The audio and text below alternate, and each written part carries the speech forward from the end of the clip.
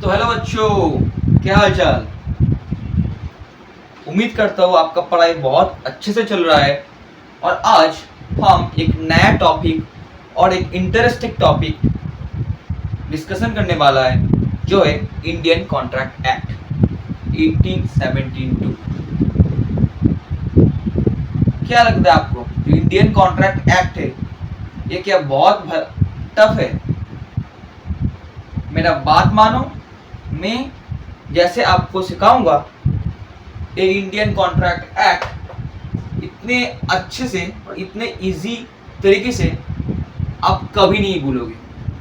सो आज हम basic introduction start करने वाला है इंडियन कॉन्ट्रैक्ट एक्ट के ऊपर। सो मेरा नाम है शुभजीत और आप देख रहे हो अपना YouTube channel law in one. So, without any further delay, let's get started. तो देखिए, हम इंडियन कॉन्ट्रैक्ट एक्ट के बारे में जानने से पहले हम इसका हिस्टोरिकल बैकग्राउंड जानेंगे। इंडियन कॉन्ट्रैक्ट एक्ट ड्राफ्टिंग के बारे में, एनफोर्समेंट के बारे में और इनैक्टमेंट के बारे में। ठीक है, तो जो इंडियन कॉन्ट्रैक्ट एक्ट है वो ड्राफ्टिंग हुआ था third law commission in the year of 1861। इसका जो ड्राफ्टिंग हुआ था, ड्राफ्टिंग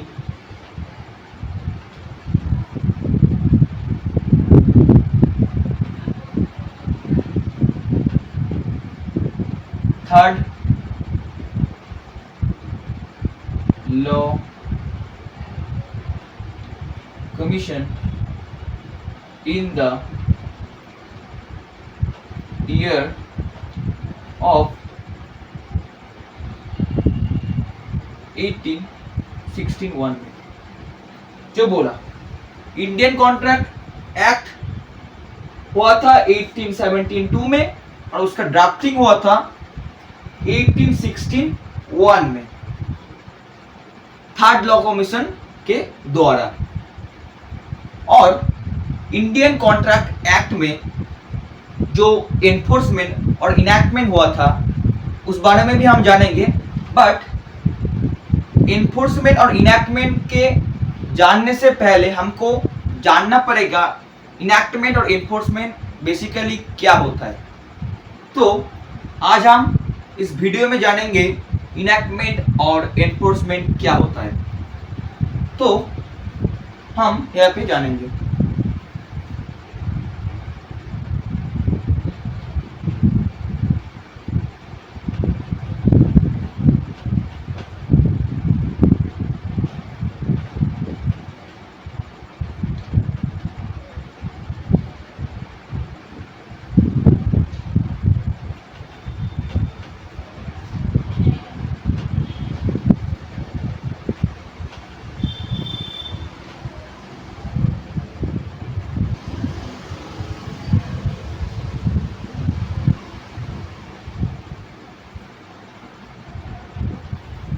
तो देखिए, जो इंडियन कॉन्ट्रैक्ट एक्ट का इनैक्टमेंट हुआ था 25 अप्रैल और जो एनफोर्समेंट हुआ था 1 सितंबर 1872 में। देखिए, इनैक्टमेंट मीन जो ये एक्ट है उसका मेकिंग कब हुआ था, तो उसका मेकिंग हुआ था 25 अप्रैल में।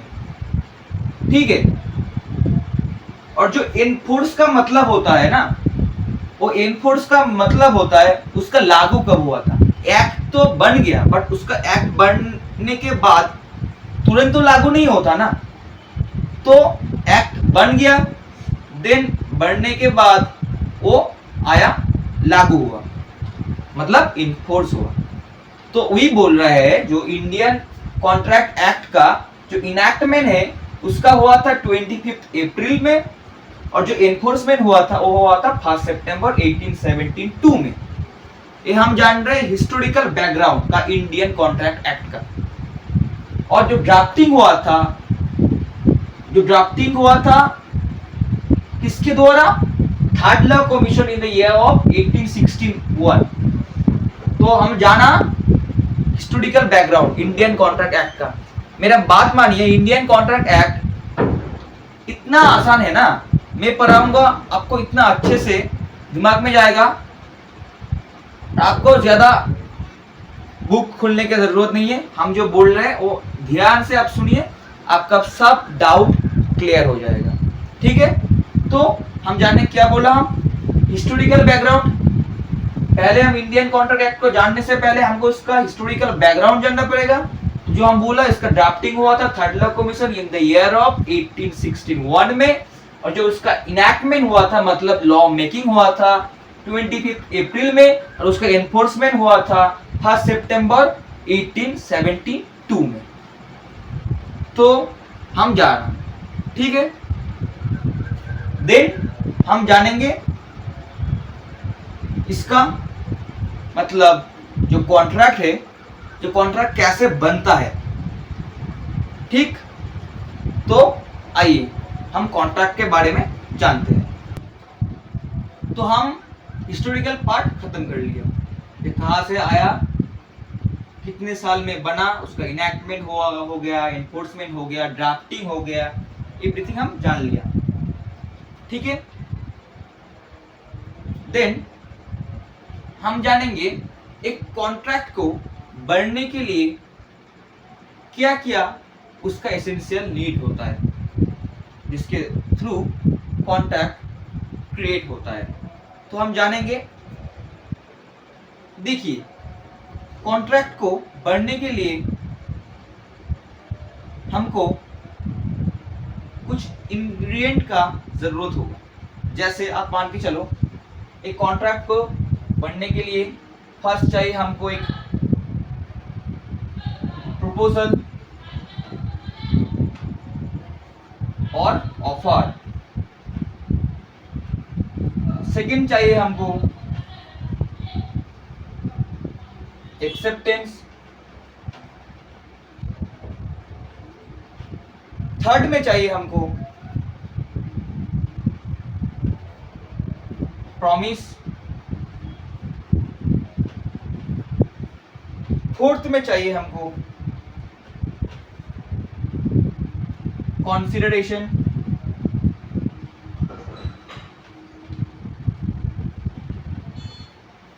फिफ्थ में चाहिए हमको एग्रीमेंट।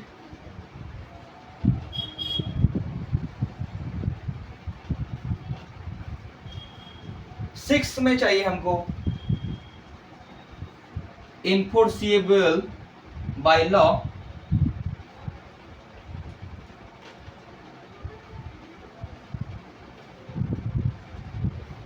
और सेवन में चाहिए हमको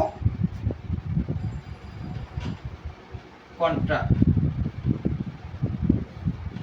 मतलब जो 1 2 3 4 5 6 देख रहे हैं ना हम, ये है कॉन्ट्रैक्ट का एसेंशियल। मतलब एक कॉन्ट्रैक्ट को क्रिएट होने में हमको इस कंडीशन को फुलफिल करना पड़ेगा, फिर कॉन्ट्रैक्ट क्रिएट होगा, नहीं तो अदरवाइज कॉन्ट्रैक्ट क्रिएट नहीं होगा। तो कॉन्ट्रैक्ट को हमको जानने के लिए पहले जानना पड़ेगा प्रपोजल क्या होता है, देन हमको जानना पड़ेगा एक्सेप्टेंस क्या होता है, देन हमको जानना पड़ेगा प्रॉमिस क्या है, देन हमको जानना पड़ेगा कॉन्सिडरेशन क्या है, देन हमको जानना पड़ेगा एग्रीमेंट क्या है, देन हमको जानना पड़ेगा एनफोर्सेबल बाय लॉ क्या है, देन जो कॉन्ट्रैक्ट क्रिएट होता है। मतलब हमको एक धाप, देन 2 धाप, देन 3 धाप, देन 4 धाप, देन 5 धाप, देन 6 धाप, देन कॉन्ट्रैक्ट क्रिएट हो जाएगा। तो हमको इस कंडीशन को फुलफिल करना पड़ेगा। देखिए जो 1 नंबर का कंडीशन है प्रपोजल और ऑफर, मतलब प्रपोजल और ऑफर क्या होता है, जैसे हम आपको ऑफर किया, ऑफर कैसा किया, मान लो मैं बोला मेरा मोबाइल आप खरीदोगे, तो ये क्या हुआ, एक ऑफर और एक प्रपोजल हुआ। मतलब जो मैं आपको ऑफर दे रहा हूं मेरा मोबाइल आप खरीदोगे, तो ऐसे ही मैं एक ऑफर दे रहा हूं आपको। तो यही ना, कॉन्ट्रैक्ट को क्रिएट करने के लिए फर्स्ट क्या चाहिए, हमको ऑफर चाहिए, मतलब जो ऑफर हम देते हैं। तो उसी तो फर्स्ट क्या होता है, प्रपोजल एंड ऑफर। ठीक, सेकंड में आपके चलो एक्सेप्टेंस। इसका मतलब है ना, देखो एक ऑफर, मान के चलो मैं आपको ऑफर दिया, जैसे आप मेरा मोबाइल खरीदोगे, तो मैं ऑफर दिया, तो ऑफर के इन रिटर्न में आपको तो एक्सेप्टेंस देना पड़ेगा ना, मतलब उसको हाँ या ना तो बोलना पड़ेगा, नहीं तो अदरवाइज तो कॉन्ट्रैक्ट ही क्रिएट नहीं होगा। तो इसीलिए कॉन्ट्रैक्ट का, इंडियन कॉन्ट्रैक्ट बोलता है हमको एक्सेप्टेंस चाहिए, नहीं तो वो कॉन्ट्रैक्ट नहीं होगा। तो एक्सेप्टेंस मतलब मैं अपना एसेंट और कंसेंट दे रहा हूं, जो हाँ मैं और ऑफर एक्सेप्ट करता हूं, तो इसलिए इसको बोलते हैं एक्सेप्टेंस।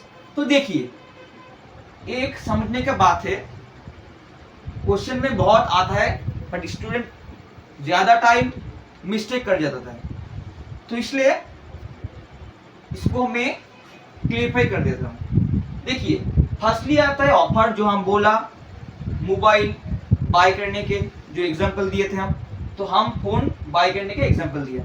देन आएगा एक्सेप्टेंस। ठीक, एक्सेप्टेंस मतलब आप उसको खरीदोगे, उसके लिए आपका कंसेंट उसको दे दिया।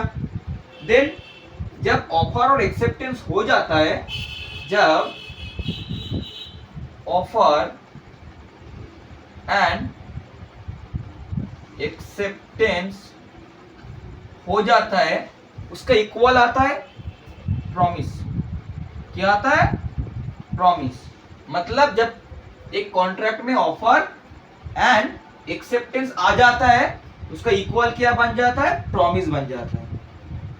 तो वही यहाँ पे थर्ड कंडीशन में लिखा हुआ है, ऑफर जो ऑफर देता है, एक्सेप्टेंस जो ऑफर को एक्सेप्ट करता है, देन क्रिएट होता है प्रॉमिस।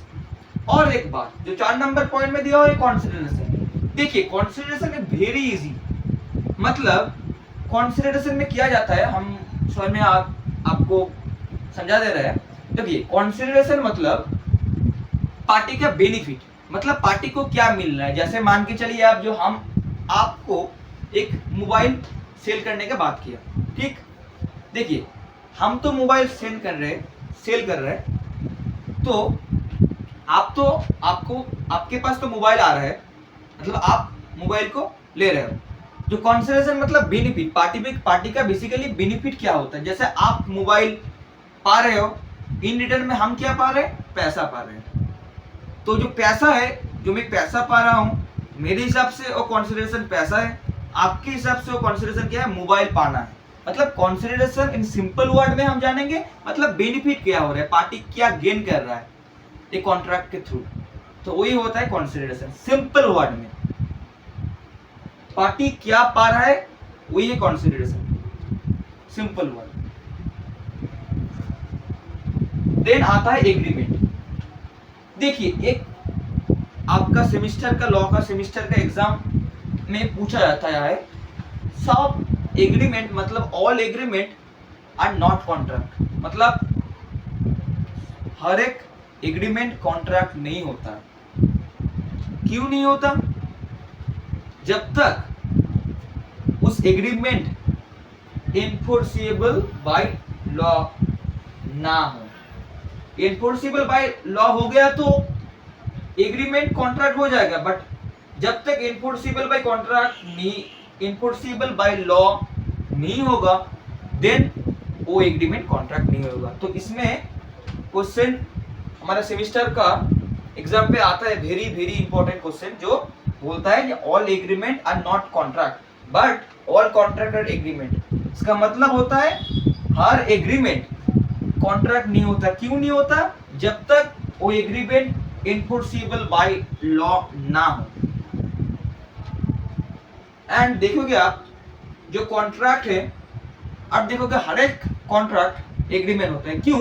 हम पहले जाना, पहले क्या आया, प्रपोजल आया, देन आया एक्सेप्टेंस, देन आया प्रॉमिस, देन आया कंसीडरेशन, देन आया एग्रीमेंट, देन आया एनफोर्सेबल बाय लॉ, देन आया कॉन्ट्रैक्ट। तो हमको इस धाप को पार करना पड़ेगा, देन हम कॉन्ट्रैक्ट पे आएंगे ना।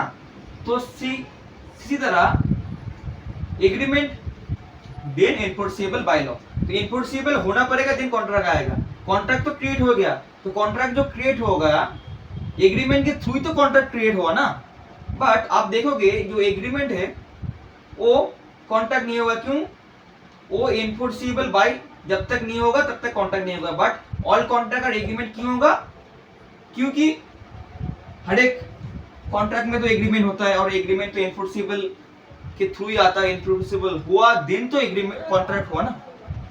तो यही तो वेरी सिंपल है। देखो ना, आप जो बेयर एक्ट पढ़ोगे बहुत टफ लैंग्वेज में लिखा हुआ है, तो कोई दिक्कत नहीं। हम है, अपना यूट्यूब चैनल है लॉ इन वन, वहाँ पे फुल्ली डिस्कशन करेंगे। तो आप बेसिक इंट्रोडक्शन मान के चलो जो व्हाट इज कॉन्ट्रैक्ट है, मतलब कॉन्ट्रैक्ट कैसे क्रिएट होता है। तो आप समझ गए, जो एक कॉन्ट्रैक्ट को क्रिएट करने के लिए हमको 1 2 3 4 5 6 स्टेप पार करने पड़ेगा, देन वो एग्रीमेंट कॉन्ट्रैक्ट होगा। देखिए सब एग्रीमेंट में पहले ही बोल चुका हूं, हर एग्रीमेंट कॉन्ट्रैक्ट नहीं होता और हर एक कॉन्ट्रैक्ट एग्रीमेंट होता है। देखिए आप मान के चलो ना, मैं एक अच्छे से इसका एग्जांपल दे रहा हूं, अब ध्यान से मेरे बात को सुनना। देखिए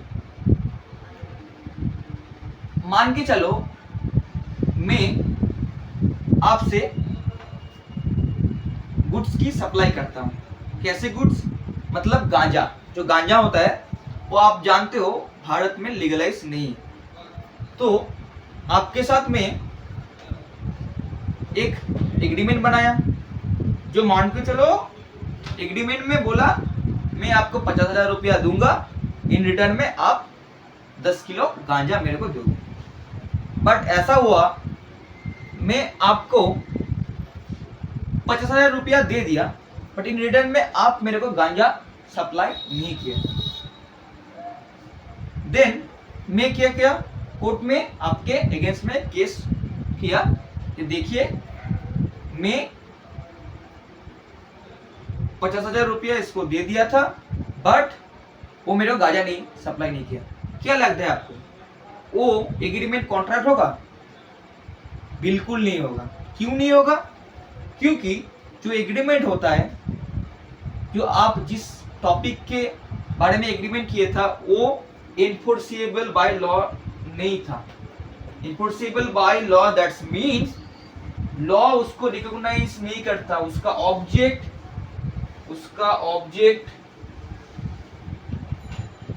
एंड कंसीडरेशन, उसका ऑब्जेक्ट एंड कंसीडरेशन क्या था? अनलॉफुल था। मतलब जिस टॉपिक से हम डील कर रहे हैं उसका ऑब्जेक्ट इलीगल था और कंसीडरेशन जो हमको मिल रहा है वो भी इलीगल था, इसलिए वो एग्रीमेंट कॉन्ट्रैक्ट नहीं होगा। इसलिए कोर्ट कोई रेमेडी, कोई रिलीफ नहीं देगा। कोर्ट बोलेगा वो तो एग्रीमेंट था, वो तो कॉन्ट्रैक्ट नहीं था, because the lack of enforceable by law. इसीलिए हम क्या बोलेंगे? इसीलिए हम बोलेंगे जो हर एक एग्रीमेंट कॉन्ट्रैक्ट नहीं होता। कॉन्ट्रैक्ट होने के लिए वेरी एसेंशियल एलिमेंट क्या होना पड़ता है? एनफोर्सेबल बाय लॉ होना पड़ता है। एनफोर्सेबल बाय लॉ जब होगा सबसे देन तो कॉन्ट्रैक्ट बनेगा।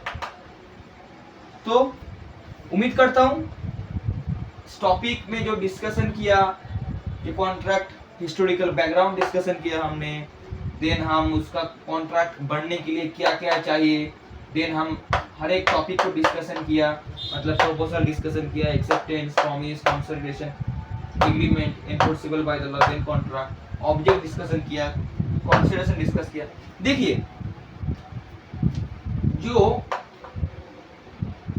ये 1 to 6 जो दिया हुआ है, इसका हर एक टर्म डिफाइन किया हुआ है इंडियन कॉन्ट्रैक्ट एक्ट में, जो सेक्शन 2 में डिफाइन कर दिया है इंटरप्रिटेशन क्लॉज में।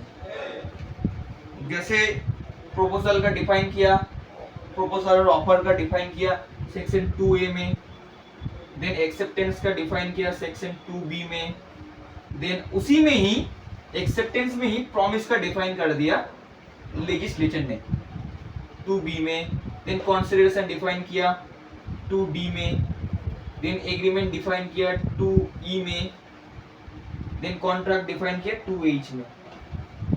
तो हर एक टर्म को डिफाइन कर दिया लेजिस्लेशन ने इंडियन कॉन्ट्रैक्ट एक्ट में। तो यही है कि बेसिक इंट्रोडक्शन हम फर्स्ट वीडियो में आपको दिया और आपको बताया जो बेसिकली जो कॉन्ट्रैक्ट क्या है, कॉन्ट्रैक्ट कैसे बनता है, कॉन्ट्रैक्ट बनने के लिए उसका एलिमेंट क्या क्या है। तो 6 एलिमेंट इसके थ्रू कॉन्ट्रैक्ट क्रिएट होता है। तो उम्मीद करता हूँ मेरा फर्स्ट वीडियो आपको बहुत अच्छा लगा और मैं ट्राई करूँगा और बेस्ट आपको प्रोवाइड करने के लिए। और आपके पास कोई डाउट हो इस कॉन्ट्रैक्ट रिलेटेड टॉपिक के बगैर, सो आप फील फ्री पूछ सकते हो। अपने यूट्यूब चैनल का कमेंट है, कमेंट में आपका जो क्वेश्चन होगा आप वहाँ पे बोल देना, मैं ट्राई करूँगा मेरा बेस्ट देने के लिए। तो उम्मीद करता हूँ आज का टॉपिक सबको क्लियर हो गया और हम इस कॉन्ट्रैक्ट को ही कंटिन्यू करेंगे हमारे अपकमिंग क्लास में और डिटेल्स जानेंगे। देन बेयर एक्ट को भी एनालाइज करेंगे, what is offer, what is acceptance, what is consideration, detail में, कोई जल्दीबाजी नहीं है, डिटेल में उसको एक्सप्लेन करेंगे और समझेंगे। सो उम्मीद करता हूँ आज की वीडियो आपको बहुत अच्छा लगा और ऐसे ही हम नए वीडियो, नए टॉपिक रिलेटेड हमारे चैनल पे लेके आते हैं। तो don't forget to subscribe my our channel and so मैं ज़्यादा चाहता तो आपसे गुड बाय, बाय बाय।